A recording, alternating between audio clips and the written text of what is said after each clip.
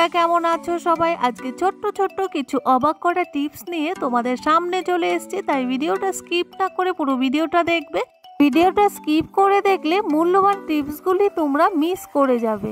এই গুরুত্বপূর্ণ টিপসগুলো তোমাদের নিত্য প্রয়োজনীয় কাজকে অনেকটাই সহজ করে তুলবে, এর জন্য অনেকটাই টাইম বের করে নিতে পারবে আর সংসারের অনেক খরচা থেকে সঞ্চয় করতে পারবে।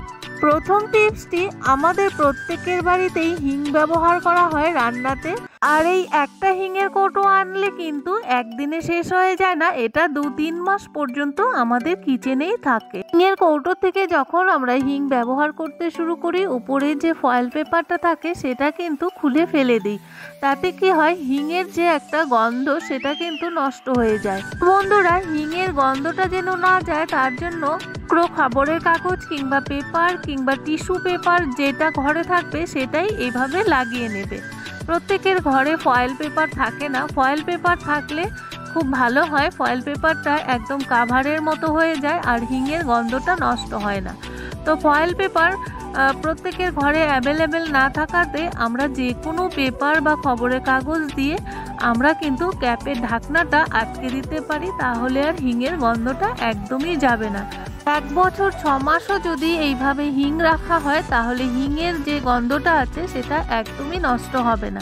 বন্ধুরা, এই ছোট্ট ছোট্ট জিনিসগুলি যদি আমরা যত্ন করে রাখি তাহলে দেখবে অনেকদিন পর্যন্ত ব্যবহার করতে পারবে আর যখন তখন বাজারে ছুটতে হবে না। এলাম পরের টিপস। আমাদের প্রত্যেকের বাড়িতেই নতুন ঝাড়ু কেনা হয়, এটা কমন জিনিস। রোজ সকাল দুপুর বিকেল সন্ধে আমাদের ঘর ঝাড়ু দিতে হয়, আর কয়েকদিন পরে পরে এই ফুল ঝাড়ুগুলো কিন্তু খুব নষ্ট হয়ে যায়।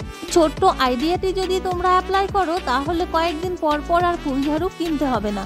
ফুল ঝাড়ুগুলো নতুন যখন কিনে নিয়ে আসবে তখনই এই কাজটা করতে হবে। দেখতেই পাচ্ছ অনেক ফুল ঝরছে, আর নতুন কিনে নিয়ে আসার পর এত পরিমাণে ফুল ঝরে যে সারা ঘরে এই ফুলগুলো ছড়িয়ে ছিটিয়ে থাকে। আমরা বেশিরভাগ কি করি, নতুন ঝাড়ু কিনে নিয়ে আসার পর জোরে জোরে বাড়ি দিই কিংবা রোদ্রে রেখে দিই। রোদ্রে রাখলে কি হয়, ভেঙে যায়, আর জোরে জোরে বাড়ি দিলেও কিন্তু অনেক ফুল ভেঙে পড়ে যায়। এখন ঝাড়ুটা খুব সরু হয়ে যায় আর আমাদের ঘর ঝাড় দিতে খুবই অসুবিধা হয়। এখন কিন্তু ঝাড়ুটা কয়েকদিনের মধ্যেই নষ্ট হয়ে যায়। নতুন ঝাড়ু কিনে নিয়ে আসার পর একটু নারকেল তেল ছড়িয়ে দিবে, তাহলে আর এই ফুলগুলো সব ঘরে ছড়িয়ে পড়বে না। তারপর একটা ঘরে পড়ে থাকা যে চিরুনিগুলো ইউজ করো না সেই চিরুনিগুলো দিয়ে একটু আঁচড়ে দিবে, তখন দেখবে সমস্ত গুঁড়োগুলো একদম নিচে পড়ে গেছে, আর কিন্তু এই গুঁড়োগুলো সারা ঘরে ছড়িয়ে ছিটিয়ে থাকবে না। ঝাড়ু দিতে খুব সুবিধে হবে, ঝাড়ুটাও হালকা হয়ে যাবে। দেখতেই পাচ্ছ ঝাড়ু থেকে কতগুলো গুঁড়ো পড়েছে।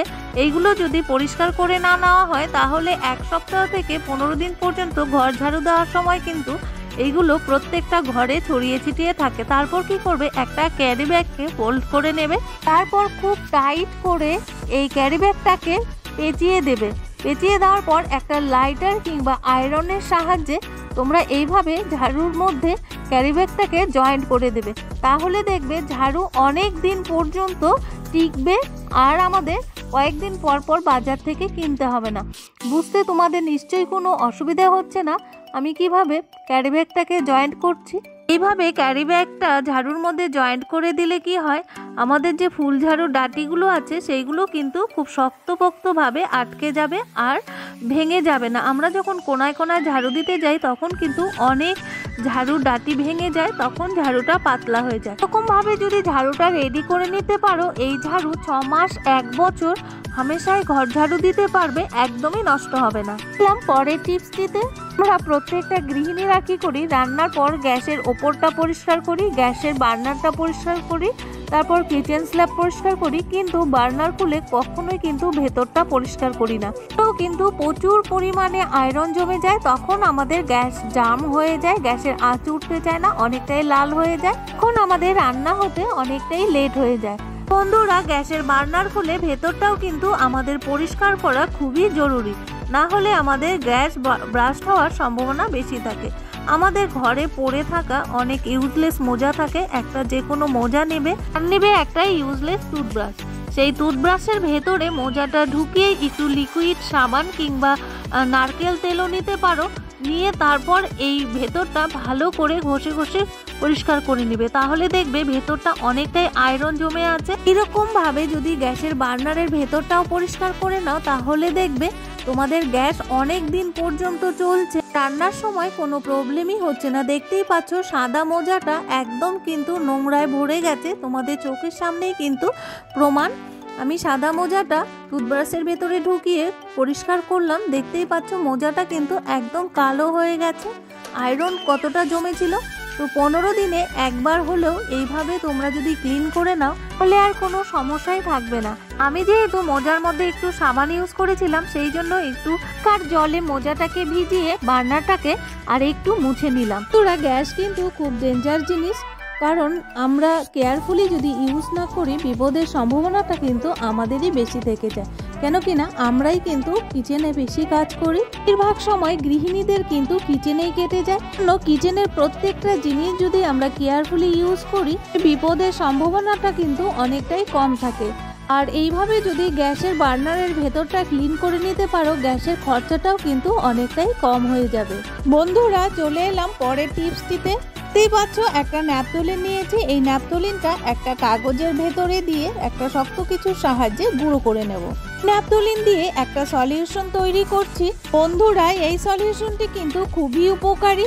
একটা ন্যাপথলিনকে গুঁড়ো করে নেওয়ার পর তার মধ্যে মিশিয়ে দিবে 1 চামচ নুন আর দিয়ে দিবে 1 চামচ হলুদ গুঁড়ো। এই সমস্ত উপকরণগুলো আমাদের প্রত্যেকের কিচেনেই থাকে, আর 1 কাপ জল দিয়ে ভালো করে মিশিয়ে নেবে।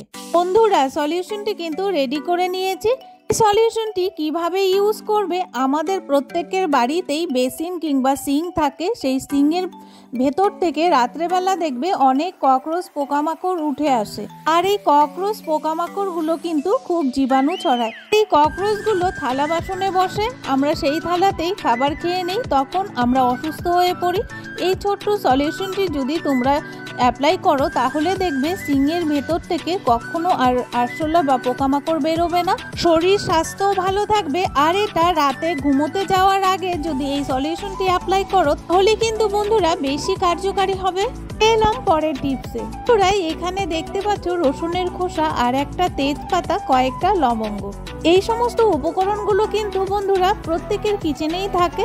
নেবে মাটির প্রদীপ, আর এই ধরনের প্রদীপগুলো প্রত্যেকের ঠাকুর ঘরেই থাকে। অনেক সময় আমরা প্রদীপ জেলে এই মাটির প্রদীপগুলো ফেলে দিই, ফেলে না দিয়ে রেখে দেবে। এক সময় বন্ধুরা এই মাটির প্রদীপগুলো খুবই কাজে লাগে। বন্ধুরা একটু বড় প্রদীপ নিলে বেশি ভালো হয়, কারণ আমার কাছে বড় প্রদীপ ছিল না, সেই জন্য ছোটটাই নিয়েছি। রসুনের খোসাগুলো দিয়ে তার মধ্যে তেজপাতাগুলো খুব ছোট ছোট করে ছিঁড়ে দেবে, আর দিয়ে দিবে কয়েকটা লবঙ্গ, তারপর একটা কর্পূর গুঁড়ো করে দিয়ে দিবে। তাই দিয়ে আগুন দেওয়ার পর দেখবে একটা ধোঁয়া হচ্ছে, সেই ধোঁয়াটা কিন্তু খুবই উপকারী। রাতেবেলার দিকে কিন্তু খুব মশার উৎপাত হয়, আর এই ধোঁয়াটা দিলে মশার উৎপাত একদমই হবে না। প্রত্যেকদিন সন্ধেবেলা যদি এই সলিউশনটি অ্যাপ্লাই করতে পারো খুবই উপকারী হবে, কারণ বাড়িতে যদি ছোট বাচ্চা থাকে অনেক সময় মশা কামড়ে দেয়, তখন কিন্তু জ্বর চলে আসে। শুধু বাচ্চাদেরও নয়, বড়রাও কিন্তু মশার উৎপাতে ঘরে বসতে পারে না। বন্ধুরা তোমরা প্রত্যেকেই জানো তেজপাতার উপকারিতা, আর এই তেজপাতা, রসুনের খোসা, কর্পূর আর লবঙ্গের উগ্র গন্ধে মশা কিন্তু ঘরে একটাও থাকবে না। যেদিকে মশা আসে বলে মনে হয় তোমাদের, জানালা কিংবা দরজা সামনে এই সলিউশনটি রেখে দিবে, দেখবে বাড়িতে একটা মশাও ঢুকছে না। বন্ধুরা পরের টিপসটি হলো, ঠান্ডার সময় অনেকেরই প্রবলেম হয়, পায়ের এরিয়া ফেটে যায়, কিংবা রাত্রিবেলা যখন ঘুমোতে যায় কিছুতেই পা গরম হতে চায় না, কারণ অনেকের অ্যানিমিয়া বা রক্ত অল্পতা থাকে, সেই জন্য পা গরম হতে চায় না, আর তখন ঠান্ডার জন্য পায়ের এরিয়া ফেটে যায়।